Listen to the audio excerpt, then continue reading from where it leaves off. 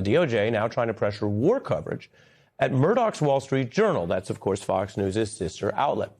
They're using subpoenas, and the government is claiming illegal leaks to, according to many experts, abuse power to shape or stifle critical war coverage, which, of course, the country is aware of because it is partly the press and information about the war, its reality, that's made it a very unpopular war, plus the economic fallout.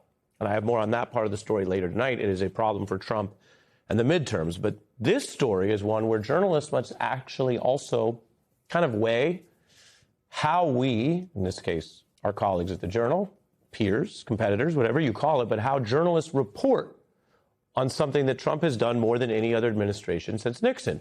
How do we report on the government trying to make us, our reporting, or our colleagues and competitors' reporting part of the story? Well, the Journal has decided to report on unusual subpoenas that its own journalist reporters received from the Trump DOJ, as you see here. The masthead is the Wall Street Journal. This story is about the Wall Street Journal. This is reporting about how they are reporting and being potentially intimidated or punished through this government that they're reporting on. Now, to be clear, this has been a losing revenge streak in legal moves by Trump. And you probably, if you follow the news, have heard about them. We've seen these efforts against people. James Comey was a big story. He did an interview on MS Now with Nicole just yesterday. But we're also seeing it against institutions and journalism itself. That article I just put on the screen notes that the paper received grand jury subpoenas for records of its reporters covering this war. Now, this is a huge deal. This is about war, which is one of the obviously most important and grave powers a president wields. And remember, this war, which has proven so unpopular, is being waged unilaterally. The president did not work with Congress. The president did not address the nation up front or leave any time for any kind of meaningful dissent or protest. He launched a proactive attack on Iran. The strait that was once open for our energy needs is now closed. The ceasefire exists. We don't know what comes next. But I mentioned that brief war history to say that with Congress cut out of the loop and the American public cut out of the loop, one of the only other measures left is journalism reporting how the war is going and the facts about the war. And the facts have been, to put it fairly, mixed, negative. Plenty of them look bad for the Donald Trump administration, for the war planning, and obviously for the gas prices and the economy we're all living through. And against that type of accurate, or shall we say evidence-based information, this government, your government, is responding by trying to intimidate, legally stifle, and potentially jail the people doing that reporting. You know, I always try to talk to you. I mean, I'm talking through a camera, right? But I always try to talk to you directly about what we know and don't know and what's happening. This is what's happening, and we know it's a problem. We also know that our Constitution, in the 250 years that we're celebrating, argues exactly against any leader, I don't care what party, who would try to rule our government and crush the First Amendment. It's the first for a reason, and crush this type of free speech. So that's why this matters. Andrew, as I mentioned, joins me shortly. I want to tell you about the methods because it's really something. Trump delivering his message on a sticky note with the word treason in Sharpie placed atop a stack of printed articles that he handed to the acting attorney general. That's how some of this got started, according to a very detailed account from CNN's reporting. Now, that official is, of course, Todd Blanche. And he's under this public pressure by Trump to take measures that, I want to be clear, might ultimately, if he takes them, see Mr. Blanche investigated, sanctioned, or disbarred. He knows, with his law degree and his experience, that if he actually is going out and pursuing baseless, false claims against journalists or others that are only designed to intimidate, to do selective prosecution, or to shape war propaganda, yeah, you can lose your law license over that. And if you look at these polls, it's not clear that Trump's friends are going to be in office forever. Trump shared a literal enemies list as well that demands that Blanche indict John Brennan, Hillary Clinton, and Barack Obama. So it's someone else's post, as you see, and it's Donald J. Trump, the sitting president, who shared it, reposting that. the idea of the Trump DOJ indicting Barack Obama may sound far-fetched, even after everything. But the evidence we have shows that in his demands, Trump is serious. It was once far-fetched to think he would abuse legal powers against so many sitting lawmakers, an FBI director, a CIA director, the current Republican leading the Fed. That's already happened. I keep showing you this chart because it's a fact, and it is a problem if our country lets this become normal or memory hold like so much other civic amnesia that we have. This is our current situation. So you can't just look at the new next effort by Trump to turn up the heat on a supplicant like Blanche and say, well, he won't go to Clinton or Obama. They very well may try. Remember, this list of faces were already pursued, most of them, under an attorney general that Donald Trump just canned for not doing enough, in his view. That's why we have Blanche instead of Bondi. Now, the guardrails have still prevented any of these efforts from succeeding. Depending on how you count, he's 0 for 20 or 0 for 25, 0 and 25, but none of these cases have led to any conviction. Many of them, as you saw, have been tossed. But Trump views Blanche as his enforcer. We have a man who's doing a great job, I'll tell you. I knew it, because he kept me out of jail for years.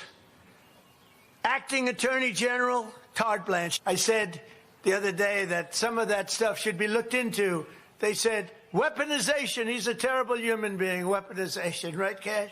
They blame me for weaponization. He is not the communicator he once was. Indeed, Donald Trump, who used to be pretty good at PR, knows that you don't just repeat the attacks on yourself. They blame me for weaponization, he says, reminding everyone that he is weaponizing the government, using a term that even the right has said is bad, because he is weaponizing the government. You can call it weaponization, you can call it lawfare. The actual term in the law, when you prove that the government has gone after a person for illicit reasons rather than just investigate the facts where they lead, it's called selective prosecution. It gets your case tossed. It can get the prosecutors, of course, sanctioned, as I mentioned, which is something that Mr. Blanche should think about. It's not my job to give him legal advice, but we'll run this clip later if we have to, if Mr. Blanche ultimately not only discredits himself, but loses his law license or worse, because if he goes forward with some of these things, like going after Obama and Clinton because the president asked for it, yeah, that would look like selective prosecution without at least clear evidence to the contrary. Now, Trump is taking these legal weapons well beyond the Obamas or the Democrats that he's called out, or the critics. He is now, as I mentioned, the lead story that we're going to bring Andrew in on, going after the conservative institution of Murdoch's Wall Street Journal. Now, previously, you may recall, he sued them over their Epstein coverage and lost in the civil courts. And I want to be clear. Anyone in this country can afford themselves the civil courts, including government incumbents. So that is something he can do. He lost, so he had no case, but he can do that. But after failing, what we're seeing now, and why I mention it to bring us up to speed to tonight, is Trump's doubling down with this criminal probe, which is much more serious, using a criminal investigation and those kind of subpoenas for journalists, which carry the implied threat of potential jail time if you don't cooperate, and using the part of our system that is strong. When you say to the courts, well, this could be national security or this affects war, there might be illegal government leaks, that can matter. And by the way, the DOJ is allowed, of course, to pursue illegal government leaks. That usually means going after the person in government who broke the law. The journalists didn't, if they only reported something that came from the government, but they can do that. The question here is whether this is abuse of power, leaning on that type of power to silence and censor the war coverage. Now, Rupert Murdoch is a big figure. He has a complex history with Trump, but he still runs Fox News, which nowadays Trump and MAGA see as a very friendly place. But just like Putin started with the biggest opposition critics, but moved on to other people that used to be in his inner circle, Trump will go after you even if you own Fox News. Nobody is really safe if you start publishing or airing things he disagrees with. Remember, Rupert Murdoch is such a kind of big political figure. They had that whole show and character based off him in HBO's Succession. Now, this is fiction, echoing perhaps some view of reality, but they cast Murdoch as someone who was tough and willing to fight anyone. Here's the safety briefing. If you move against me, I'll put a hole in the back of your head. Tough guy. That is a fictional character based on the real Murdoch, but plenty of folks said that that toughness and that style reflects the now aging patriarch of that conservative empire. Well, I'm glad the Wall Street Journal is resisting. They've done terrific reporting. There's been other great reporting by other news organizations. The New York Times, the Washington Post continues to do excellent reporting as well. I mean, this is part of an attack from all angles on the press. So you have these grand jury subpoenas against the Wall Street Journal. You had a raid on the home of a Washington Post reporter where they confiscated all of her. It was an unprecedented raid in a national security investigation, seizing all of her electronic devices. You have the EEOC bringing a discrimination complaint against the New York Times because a white male reporter didn't get a promotion he wanted. You have apparently the FBI apparently investigating the Atlantic magazine for reporting on Kash Patel and his alleged heavy drinking and his other behavior. So really all across the board, you're seeing this administration use every weapon within its possession to attack the press, to harass the press, and to endeavor to intimidate the press.